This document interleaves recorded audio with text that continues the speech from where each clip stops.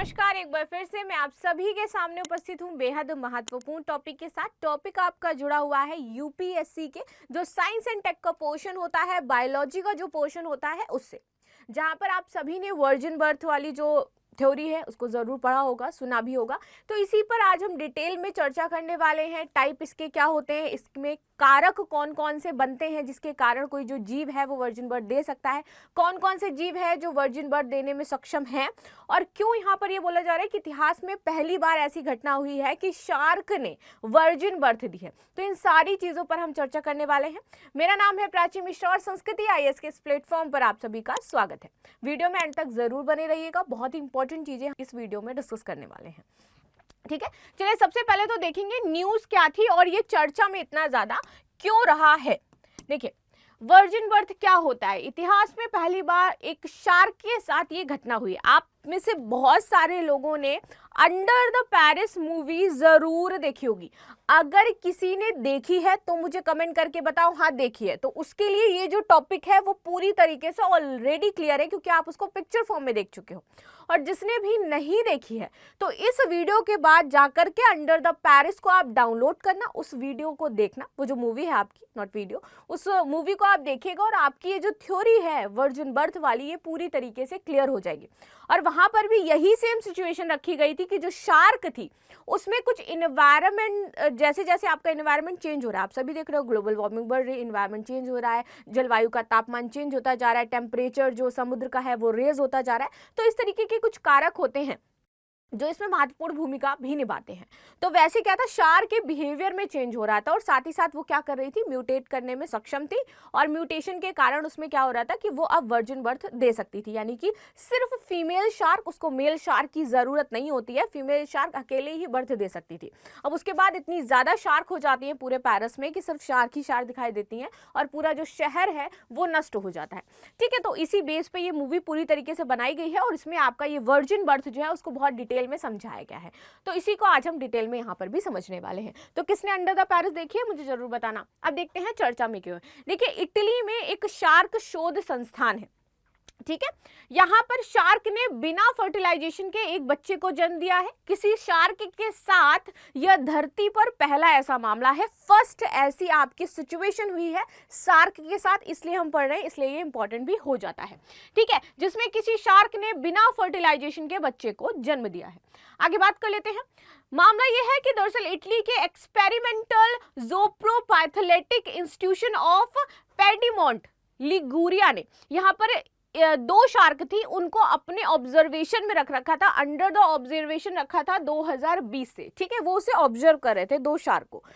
अब उन्होंने उन शार्क में पाया कि उसमें से जो एक शार्क है वो अब प्रेग्नेंट हो चुकी है विदाउट एनी मेल शार्क। ठीक है, और इसीलिए वो उन दो शार्क को ऑब्जर्व कर रहे थे, क्योंकि उनको कहीं ना कहीं दिख रहा था कि शार्क क्या है, म्यूटेट हो रही है, और म्यूटेशन की वजह से उसके अंदर इस तरीके की कुछ चीजें डेवलप हो रही हैं जिससे वो मोर एग्रेसिव हो रही हैं और वो खुद ही वर्जिन बर्थ देने में सक्षम हो जा रही है। ठीक, तो फाइनली उनका जो ये शोध था ये पूरा हो गया है। अब अभी हाल ही में जो रिसर्चर्स थे उनको पता चला कि शार्क प्रेग्नेंट है।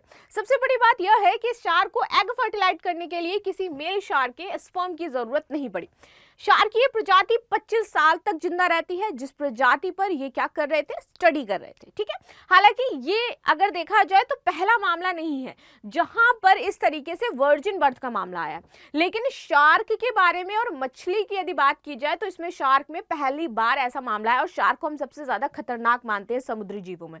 देखिए, ये पहला मामला है जब इस प्रजाति की जो शार्क है उसने एग को फर्टाइल किया है। ठीक है, लेकिन अगर देखा जाए तो धरती पर इस तरीके से और भी रहे हैं, जैसे कि सांप की बात करूं तो खास तौर पर ये सांप और आपकी मछलियों में देखा जाता है, ये जीव ज्यादा देखने को मिलते हैं। अभी पिछले साल ही आपने देखा होगा कि फर्स्ट टाइम ऐसा था कि किसी सांप ने बिना मेल अपने पार्टनर के बच्चों को जन्म दिया था। ठीक है, तो ऐसा हमें एक साल पहले देखने को मिला सांपों में, अभी हमें देखने को मिल रहा है शार्क में। ठीक है, आगे देख लेते हैं। वर्जिन बर्थ की थ्योरी उस मादा जीव पर लागू होती है जिन्हें बच्चा पैदा करने के लिए नर जीव के स्पर्म की जरूरत नहीं होती है। खासतौर पर आपका ये सांप और मछलियों में इस तरीके के जीवन जो है वो ज्यादा देखने को मिलते हैं, उत्पन्न होते हैं।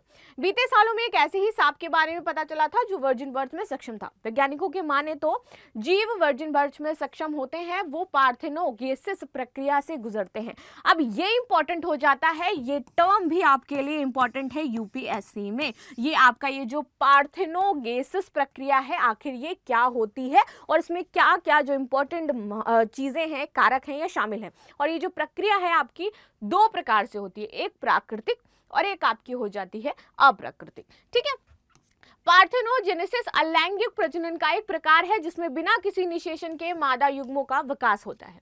दरअसल पार्थेनोजेनेसिस लाखों करोड़ों में से किसी एक जीव में होता है, इसलिए इंपॉर्टेंट है कि लाखों करोड़ों में कोई एक जीव ऐसा होगा जो इस प्रक्रिया में सक्षम होगा।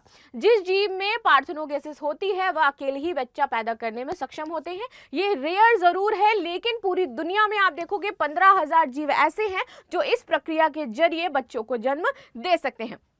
हालांकि अब तक किसी स्तनधारी जीव में पार्थेनोजेनेसिस की प्रक्रिया से बच्चा पैदा करते नहीं देखा गया, और अगर किसी स्तनधारी में ये चीज उत्पन्न होगी तो ये बहुत ही ज्यादा रेयर एंड आप कह दो मिरेकल सिचुएशन होगी।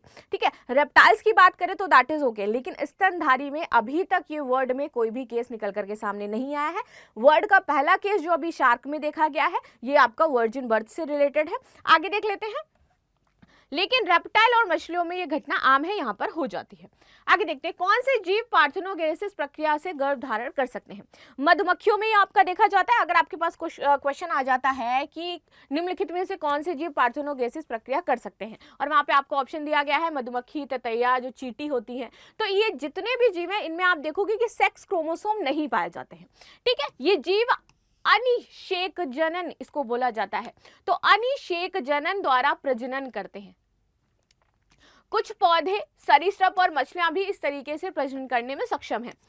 क्रेफिश, शार्क, क्रोमोडो ड्रैगन और शार्क जैसे कुछ जीव यौन प्रजनन के साथ साथ अनिकेश जनन द्वारा भी प्रजनन कर सकते हैं, और ये जो टर्म है उसी का आपका जो हिंदी है वो आ जाता है यहाँ पर अनिषेक जनन बोलते हैं इसको। इसे फैकल्टेटिव अनिषेक जनन के रूप में जाना जाता है। ठीक है, आगे देखते हैं। ये जो आपका अनिषेक जनन है इसके दो प्रकार होते हैं, एक होता है आपका प्राकृतिक और एक होता है आपका कृत्रिम। ठीक है, प्राकृतिक में देखा जाए तो कुछ जानवरों में अनिषेक जनन उनके जीवन चक्र के स्वाभाविक रूप से शामिल हो जाता है। जैसे लाखों वर्षों में कोई एक जीव होगा उस जीवन चक्र में या उसी प्रजाति में जिसमें ये आपको देखने को मिलेगा, इसमें प्राकृतिक अनिषेक जनन के रूप में जाना जाता है। दूसरा होता है आपका कृत्रिम।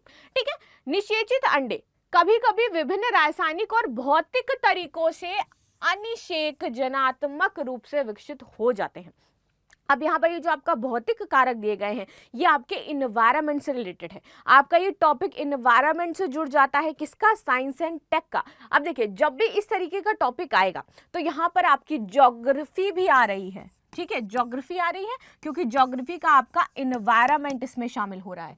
पूरी तरीके से समझ गए। आपका साइंस एंड टेक इसमें आ जा रहा है, जीव, स्तनधारी ये जो आ जाते हैं, बायोडाइवर्सिटी, ये सारी चीजें आपकी शामिल हो जा रही है, तो ये इससे कनेक्ट कर रहा है आपका। ठीक है, तो ये सारी चीजें जब भी हम यूपीएससी की बात करते हैं तो हम कनेक्शंस की बात करते हैं, कोऑर्डिनेशन की बात करते हैं, सब्जेक्ट लिंकिंग की बात करते हैं। तो यहाँ पर क्यों ऐसा हो रहा है, क्योंकि ग्लोबल वार्मिंग बढ़ता जा रहा है, समुद्र के पानी का जो तापमान है वो बढ़ते जा रहा है, जिसके कारण उसमें आप देखोगे सोडियम की मात्रा बढ़ती जाएगी। ये सारी चीजें आपको देखने को मिलेंगी और इससे आप इसको कनेक्ट कर सकते हो, पढ़ सकते हो और आपके लिए इंपॉर्टेंट भी हो जाता है। ठीक है, इसे कृत्रिम अनिषेक जनन के रूप में जाना जाता है। आगे बात करें, अब इसमें भौतिक साधन क्या है। देखिए, तापमान अंडों के अनिषेक जनन को प्रेरित करते हैं। उदाहरण के लिए यदि अंडे को -30 से -10 डिग्री सेल्सियस तक स्थानांतरित किया जाता है तो अनिषेक जनन प्रेरित हो जाएगा। ठीक है, अनिषेक जनन पराबैंगनी प्रकाश के कारण होता है। तो किस कारण होता है, पराबैंगनी प्रकाश के कारण होता है। ये इंपॉर्टेंट है आपके लिए। विद्युतीय झटके अनिषेक जनन का कारण बनते हैं, यहाँ पर ये भी इंपॉर्टेंट है। और जब अंडे में सुई चुभई जाती है तो विकास अनिषेक जनात्मक रूप से होता है। रासायनिक इसमें साधन क्या जिम्मेदार हैं ये बात कर लेते हैं।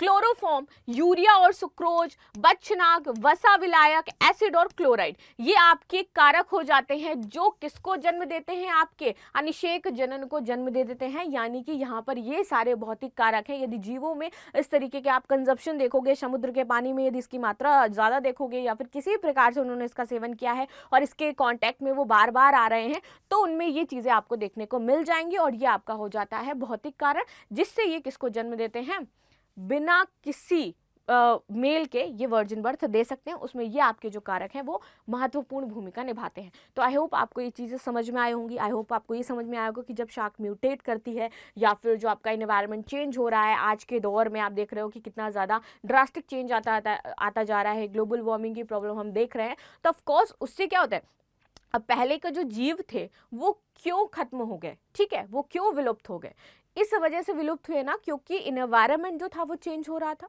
ठीक है। आपकी जो सिचुएशंस थी उनकी रहने लायक नहीं बच रही थी। अभी भी क्या है, बहुत सारे जीव आपके एक्सटेंड इसलिए हो जा रहे हैं क्योंकि उनकी जो परिस्थिति है, जिस परिस्थिति में वो निवास करते हैं, वो धीरे धीरे परिस्थिति समाप्त होती जा रही है। कुछ रेप्टाइल्स फ्रेश वाटर में रहते हैं, अब फ्रेश वाटर अगर उनको नहीं मिलेगा तो वो मर जाएंगे, सिंपल से कॉन्सेप्ट है। वैसे ही कुछ जीव जो है वो आपके घने जंगलों में निवास करते हैं, जंगलों को आप काट रहे हो, आप क्या बना रहे हो, इंडस्ट्रीज बना रहे हो, अगर उनको वो जंगल नहीं मिलेंगे तो वो धीरे धीरे एक्सटेंड होते जाएंगे। जो गिद्ध हैं, आप देखो गिद्ध जो है वो धीरे धीरे एक्सटेंड हो रहे हैं, नहीं दिखाई देते अब हम, और गिद्ध की वजह से पता है मनुष्य दर, जो मनुष्य है उनकी मृत्यु में आप देखोगे वृद्धि होती जा रही है। अब गिद्ध और मनुष्य का क्या कनेक्शन है, इस पर भी मैं एक वीडियो जल्दी बनाऊंगी जिसमें आपको बताऊंगी कि क्यों गिद्धों की वजह से मनुष्यों की मौत ज़्यादा हो रही है, क्योंकि गिद्ध जिस तरीके से लुप्त हो रहे हैं उसी दर से आप देखोगे मनुष्यों की जो मृत्यु दर है वो बढ़ती जा रही है। अब गिद्ध का मनुष्य से कनेक्शन क्या है, ये सारी चीज़ें भी डिस्कस करेंगे हम नेक्स्ट वीडियो में। तो ये जो आप देखो ना पूरी जो सर्कल आपको देखने को मिल रहा है कि ये जो एक पूरा जीवन चक्र है जिससे सब चलते हैं एक तरीके से, और उसमें कहीं पर भी कोई भी प्रॉब्लम आएगी तो आपका पूरा जीवन चक्र जो है वो डिस्टर्ब होगा ही होगा। जिस सिचुएशन में जो जीव निवास कर रहा है उसको वही सिचुएशन चाहिए, अगर वो सिचुएशन नहीं मिलेगी तो वो क्या हो जाएगा, एक्सटेंड हो जाएगा। तो सेम वैसे ही है यहाँ पर, ठीक है। तो आई होप आपको ये चीज़ समझ में आ गई होगी। बाकी आपकी क्या राय इस पर मुझे ज़रूर बताइएगा। मिलती हूँ नेक्स्ट क्लास में, तब तक के लिए धन्यवाद। लाइक शेयर सब्सक्राइब करना बिल्कुल भी ना भूलें, and thank you so much. आपकी जो क्वेरी रहती है वो भी मुझे कमेंट में ज़रूर बताइएगा। Thank you so much.